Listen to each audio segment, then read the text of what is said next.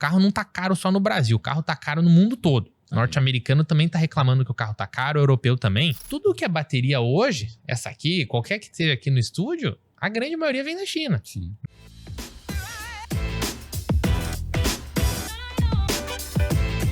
Mas eu vejo que essas vendas elas vão aumentar com mais infraestrutura.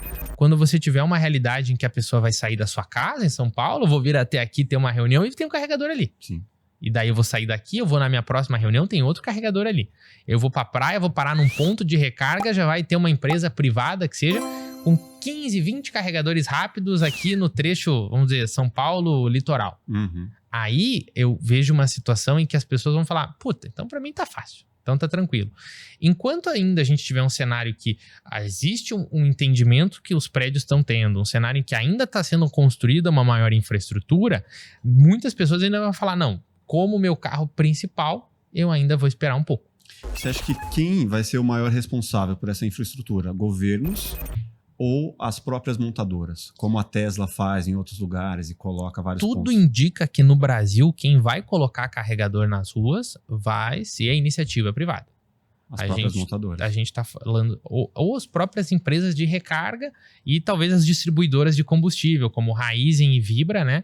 Que estão olhando para a infraestrutura, porque se você vende combustível, você quer vender todos os combustíveis, Sim. né? Não existe uma restrição. Verdade. Quero vender gasolina, quero vender etanol. Não.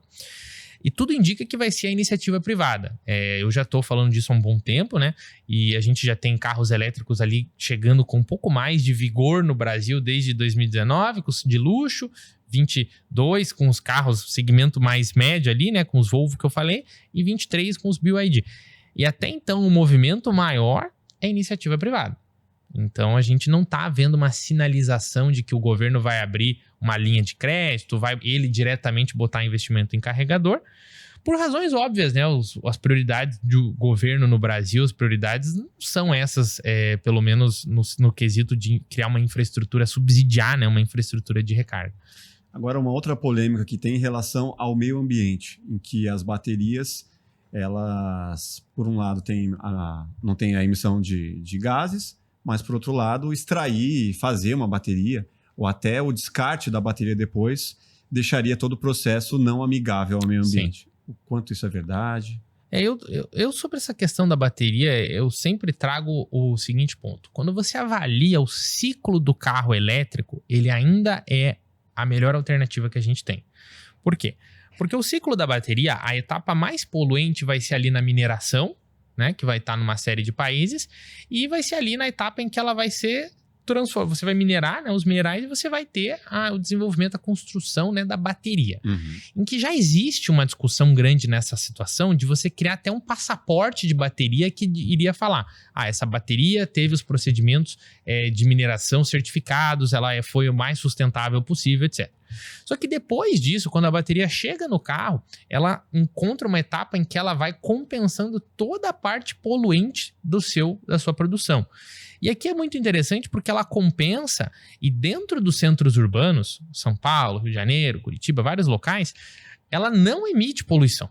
O carro não solta emissão aonde as pessoas vivem. Então aqui já tem uma situação muito interessante que dentro do ciclo da bateria, na etapa de compensar a mineração ali, ela não emite nada aonde as pessoas vivem. Então isso já é uma situação de qualidade de ar muito interessante.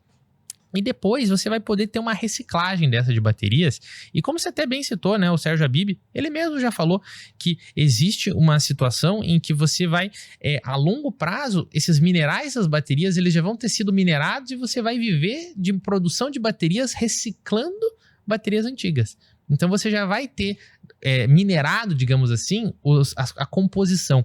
Então quando você encaixa nesse ciclo, você tem um carro que sim, ele é mais sustentável que outras alternativas do ponto de vista global, que é mais importante. As soluções de carros, elas não são só para o Brasil, solução só para os Estados Unidos, a solução tem que ser global. A marca quer valor de mercado global. Mas pensando em países que tenham matrizes energéticas limpas, né? Sim, só que a matriz energética é outra discussão muito curiosa, porque a gente fala, mas o que adianta carro elétrico na Europa se tem energia do diesel, se tem energia do carvão? Só que aí a discussão sobre você mudar a tua matriz energética independe de carro elétrico, concorda?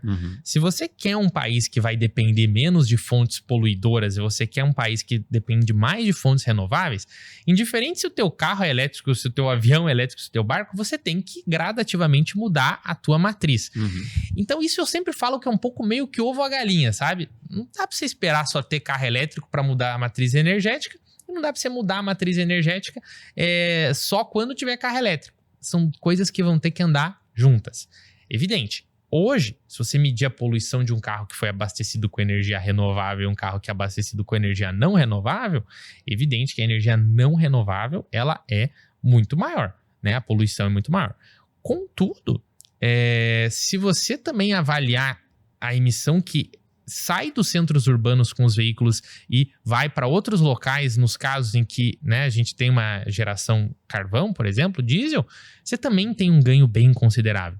Imagina a cidade de São Paulo. Cidade de São Paulo, uma cidade grande, uma cidade com uma frota de carros disparadamente enorme, uma das maiores comparado com várias cidades do mundo, se você tem carros que não emitem dentro dos centros urbanos. Faz muita diferença. Total. Então, é um pouco disso. E por hora, muita gente fala, mas aí qual solução é melhor? E eu pergunto para as pessoas, qual alternativa é melhor? O etanol, ele é legal, mas ele não é global. Não tem como o etanol ser global e você falar em frota de carros do mundo. Carros híbridos, plug-in, são carros elétricos também. Então, de certa forma, você tem até mais peças e componentes ali e isso não muda a equação que o elétrico ainda é o mais viável. Aí falam do hidrogênio. Só que o hidrogênio tem se mostrado muito complicado, porque o hidrogênio ele é muito caro e mesmo o abastecimento de hidrogênio, aonde existe carro a hidrogênio, Califórnia, nos Estados Unidos, foi um dos locais que mais foram colocadas redes, ele não é viável, ele é caro, ele não é vantajoso. Tanto que se você comprar hoje um carro a hidrogênio na Califórnia, eles te dão, não me lembro a data, o número exato, mas 5 ou 10 anos de abastecimento grátis. Por quê? Um baita incentivo, né? Porque o abastecimento é caro. E o hidrogênio tem se mostrado muito complexo. E é muito mais fácil você ter uma tomada do que você distribuir hidrogênio. Mas para a Toyota estar investindo tanto, tem coisa que a gente ainda não sabe, né? Olha, eu digo o seguinte... A Toyota é uma marca muito grande e é uma marca que a gente tem até que valorizar muito. Sim, porque muita credibilidade. Muita credibilidade. A Toyota, ela conversa bem com o público que quer um carro durável, que é um carro que tenha confiabilidade, que é um carro que tenha a dose de tecnologia que ele precisa, né? Mas ela tem de tudo. Se você for para a China, você vai encontrar uma linha da Toyota que se chama BZ, que é Beyond, né? Aqui perdoe se a pronúncia não estiver errada, mas Beyond Zero. E é uma linha de carros 100% elétricos da Toyota. Aí tem o BZ3, o BZ4. Por quê? Porque o recado que a Toyota dá para o mundo é: eu produzo muito, eu tenho um alto valor de mercado, eu tenho todas as tecnologias. Eu tenho 100% elétrico, eu tenho híbrido, eu tenho a combustão. A Toyota em híbridos, ela sempre foi muito bem. Ela foi até pioneira ali na Califórnia. No Brasil, hoje, o RAV4 já tem a tecnologia híbrido plug-in. Então, ela tem todas as tecnologias. Ela está desenvolvendo muito outras porque talvez, diferente de outras marcas, né? Ela tenha colocado ali, puxa, será que eu vou focar em elétrico sem eu ter um desenvolvimento de baterias como a China? Será que eu vou ser competitiva contra as baterias das marcas chinesas? Sim, que já vem de um processo inverso, né? Do cara de ter a bateria para depois ter um carro, né? Tudo que é bateria hoje, essa aqui, qualquer que esteja aqui no estúdio, a grande maioria vem da China. Sim. Né? A própria BYD já falou muito sobre baterias de celular. Muitos celulares, a bateria é BYD.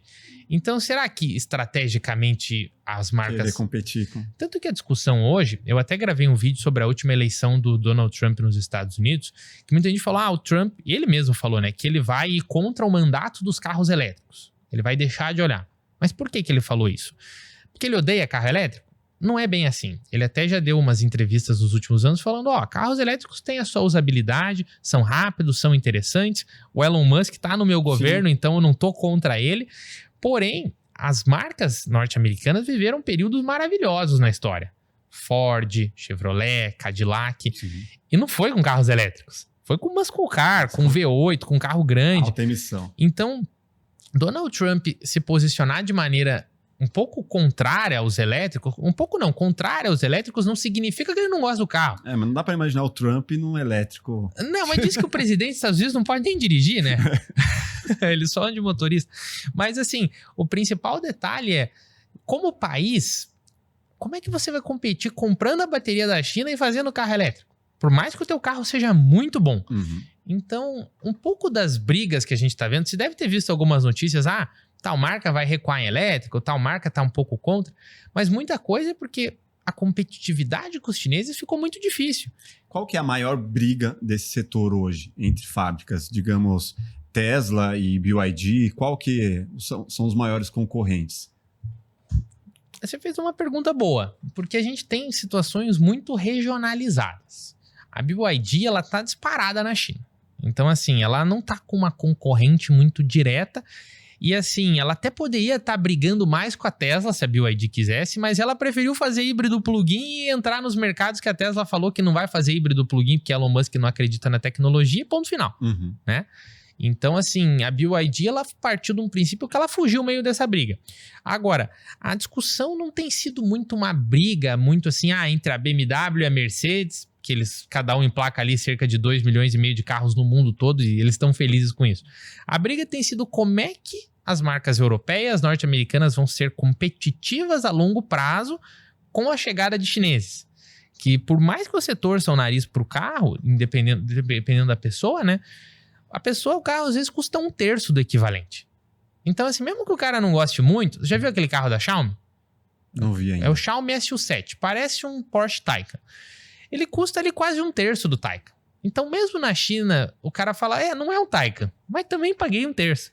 Então, a briga hoje tem sido como é que marcas com modelo voltado para exportação, que ganharam muito dinheiro, Europa principalmente, né, modelo muito voltado à exportação, e na Alemanha que sustenta muita economia, vão ser competitivas com chineses tão agressivos, com chineses tão mais baratos. Então a briga tem sido essa.